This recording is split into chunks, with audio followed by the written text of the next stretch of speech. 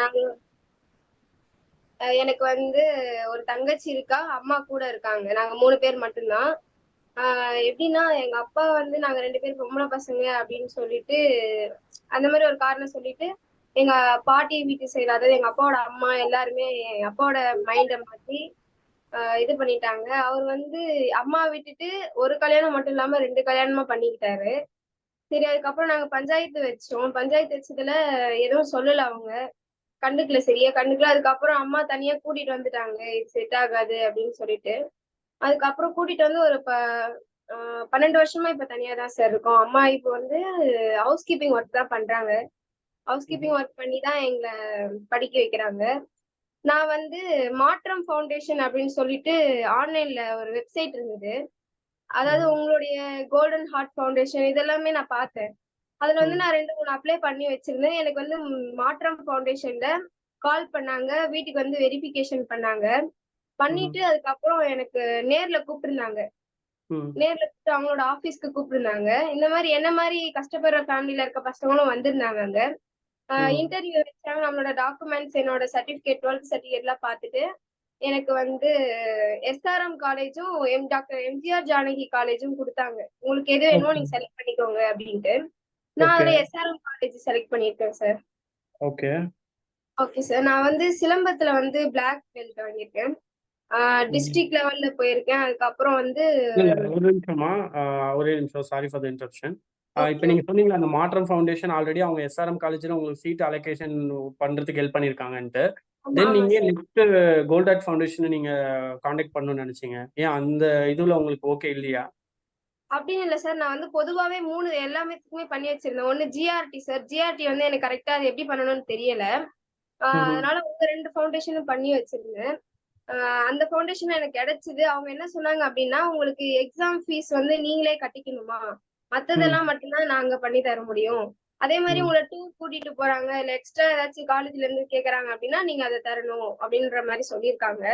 சரி ம், exam fees எவ்வளோன்றது இன்னும் எங்களுக்கு தகவல் சொல்லல.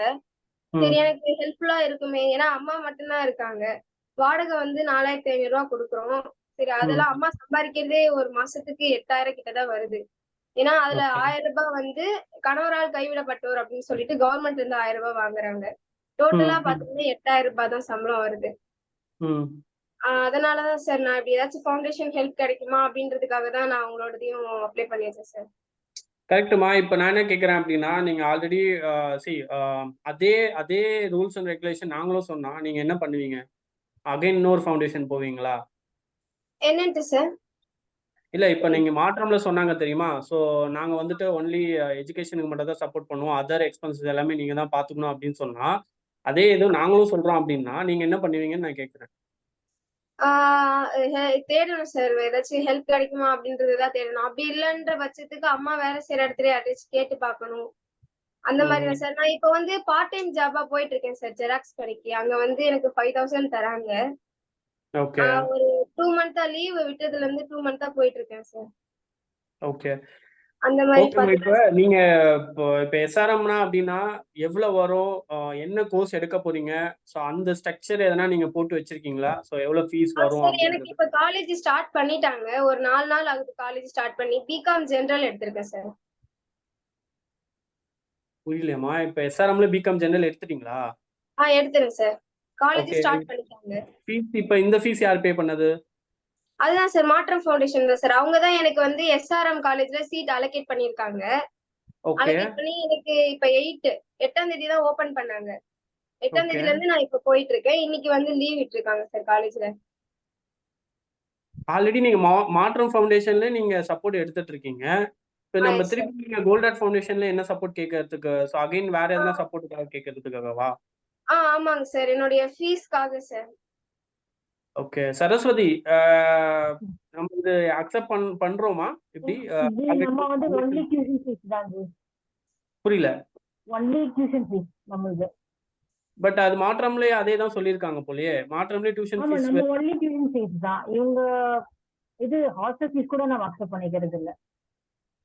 இல்ல, கரெக்ட். பட் மாற்றம்ல ஆல்ரெடி அவங்களுக்கு டியூஷன் ஃபீஸ்க்கு தான் சப்போர்ட் பண்றதுக்கு ரெடியா இருக்காங்க. ஆல்ரெடி பண்ணிட்டு இருக்காங்களாம். இப்ப அவங்களுக்கு என்னன்னா, அதர் தென் டியூஷன் ஃபீஸ் எதனா சப்போர்ட் பண்றதுக்காக கேட்கறாங்க. இல்ல ஜி, நம்ம பண்றது இல்ல. ஒன்லி டியூஷன் ஃபீஸ் தான் நம்ம சப்போர்ட் பண்றோம்.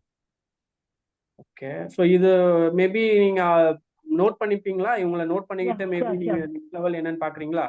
Yes sure. ஓகே. சரி, ஓகே. லக்ஷிதா எங்க டீம் உங்களுக்கு கான்டாக்ட் பண்ணுவாங்க. சரியா?